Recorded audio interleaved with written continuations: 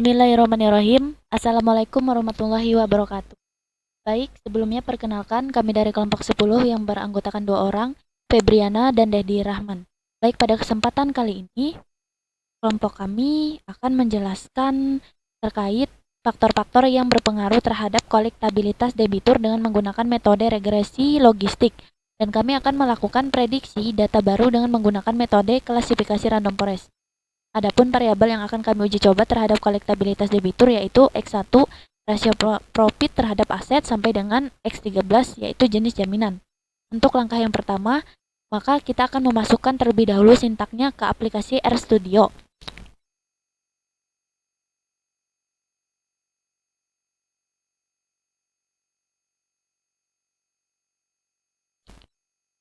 Nah, dapat kita lihat berikut ini merupakan sintaknya. Untuk memprediksi atau nilai hilang atau NA menggunakan sintak berikut ini. Kita langsung Ctrl Enter saja. Nah, selanjutnya untuk summary-nya kita Ctrl Enter lagi. Berikut ini adalah seluruh data bank di mana dapat kita lihat ada X1 sampai dengan X13.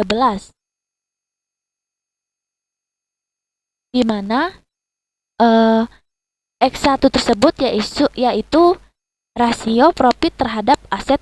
Kemudian X2-nya yaitu plafon kredit per total aset.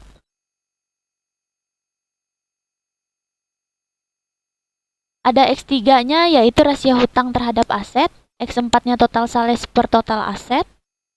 X5-nya tingkat suku bunga kredit. X6 yaitu rasio plafon kredit. Yang ketujuh jangka waktu kredit. Kemudian X8 itu sektor ekonomi. X9 rasio working capital terhadap aset. X10 rasio aimings terhadap aset. X11-nya yaitu rasio book value terhadap liabilitas. X12-nya jangka waktu kredit. X13-nya jenis jaminan. Nah, kemudian untuk melihat pengaruh dengan menggunakan metode regresi logistik, maka sintaknya seperti ini. Kita langsung Ctrl Enter.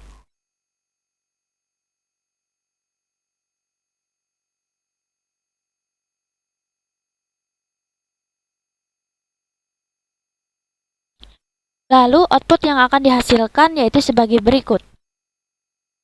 Terlihat dari hasil output tersebut hanya variabel residence duration yang tidak signifikan memberikan pengaruh terhadap variabel target kelas. Nah, selanjutnya untuk interpretasi variabel, misalnya untuk variabel durasi, setiap perubahan setiap 1 unit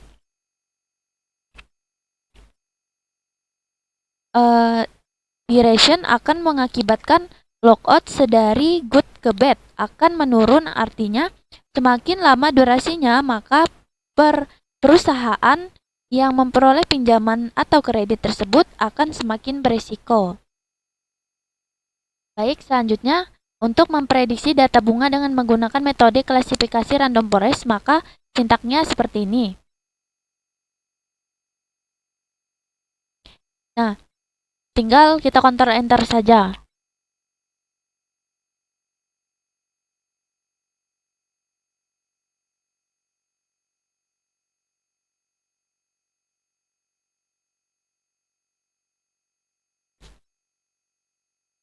Kemudian banyaknya observasi dari data training tersebut adalah senilai 9.968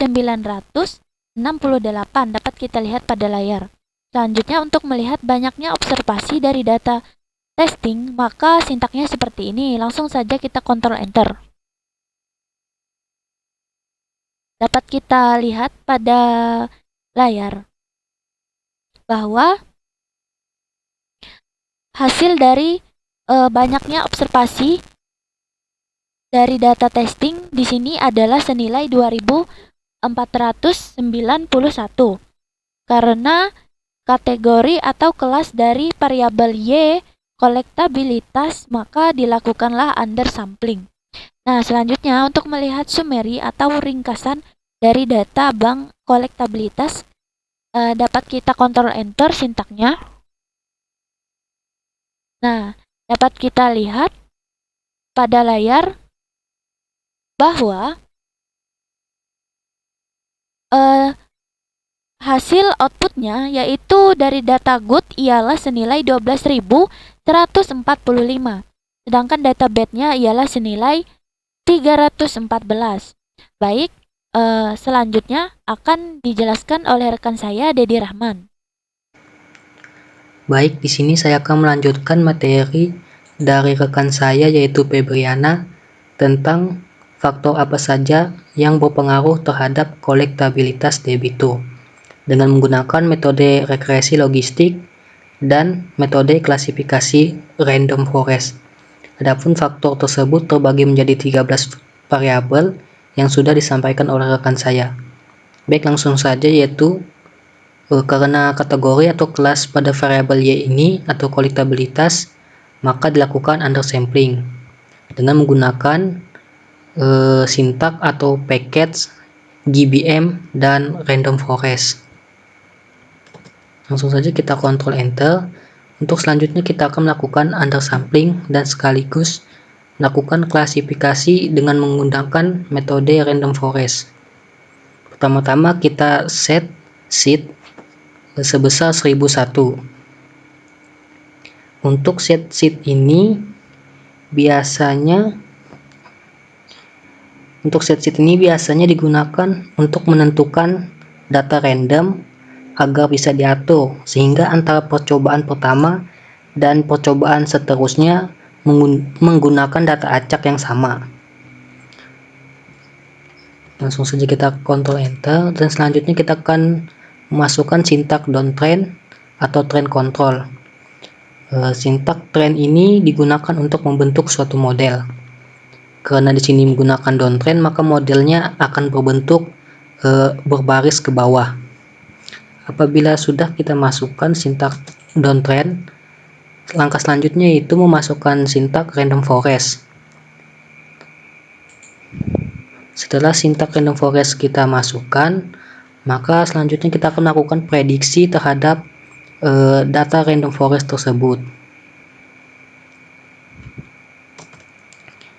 Data prediksi ini nantinya akan tersimpan dalam bentuk file Excel. Langkah selanjutnya kita akan melihat tingkat akurasi dari suatu model random forest yang sudah kita masukkan tadi. Maka di sini akan keluar outputnya terbagi menjadi referensi dan prediction. Referensi dengan kategori 0 bisa disebut good dan kategori 1 itu bad. Di sini akan keluar hasilnya sebesar 1453 untuk referensi kategori good dan 976 untuk referensi kategori good. Selanjutnya itu untuk kategori bad terbagi menjadi 16 dan 46. Sedangkan prediction untuk kategori goodnya terbagi menjadi 1453 dan 16 dan untuk kategori badnya ada 976 dan 46. Sedangkan akurasinya itu sebesar 0,60 dan no information rate-nya sebesar 0,98. V-value-nya 1, kapalnya 0,04 dan mCNemal test p-value kurang dari 2. Sensitivity-nya 0,74, specificity-nya sebesar 0,6 dan post spread value-nya sebesar 0,05, net spread value sebesar 0,10 dan prevalensinya sebesar 0,02. Detection-nya atau detection rate-nya sebesar 0,09, detection prevalensinya sebesar 0,05 41. Sedangkan untuk balance akurasinya sebesar 0,7 dan positif kelasnya adalah 1. Dan selanjutnya kita akan menggunakan model random forest untuk memprediksi suatu data baru. Data baru ini disesuaikan dengan data yang ingin kita prediksi. Di sini saya sudah disediakan datanya, langsung saja kita masukkan ke dalam kode nama Dedi. Ctrl Enter. Dan untuk melihat data tersebut bisa kita gunakan sintak view ini. Maka di sini akan ditampilkan data baru tersebut. Selanjutnya kita bisa menggunakan sintak nrow, yang dimana sintak ini digunakan untuk mengetahui jumlah baris pada suatu matriks. Akan keluar outputnya itu sebesar 5339. Maka hasil dari model random forest untuk prediksi baru ini akan berjumlah sebesar 5339 baris. Selanjutnya kita akan melakukan menduga data hilang. Ctrl Enter, dan kita set sheetnya sebesar 1001. Lalu kita buat prediksi suatu data random forest tadi. Kita buat prediksinya dan kita akan menyimpannya ke dalam sebuah file Excel yang dimana lokasinya bisa kita sesuaikan dengan kehendak kita masing-masing. Ctrl Enter, maka filenya akan tersimpan pada lokasi yang kita kehendaki. Langsung saja kita lihat filenya akan berbentuk seperti ini sesuai dengan nama yang kita buat. Nah, maka di sini akan keluar outputnya dari prediksi random forest tadi berjumlah sebesar 5340 dikurang dengan X atau variabel X-nya yaitu 5339 sesuai dengan sintak nrow yang sudah kita masukkan tadi. Untuk mengetahui jumlah masing-masing dari nilai 0 atau 1 bisa kita masukkan rumus Excel countif seperti ini, lalu kita blok data yang ingin kita pisahkan jumlahnya. Kita cari jumlah dari kategori 0 atau good.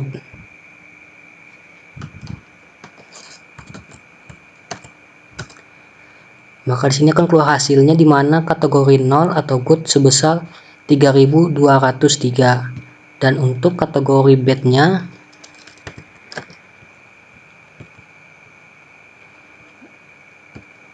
sama, kita masukkan rumus seperti ini, akan berjumlah sebesar 2136. Ini untuk kategori good, dan ini bad. Kita buktikan dengan menjumlahkan keduanya.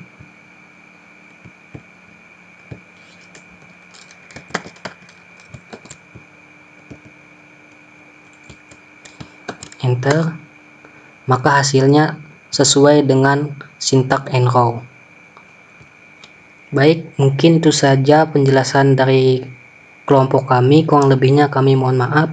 Wassalamualaikum warahmatullahi wabarakatuh.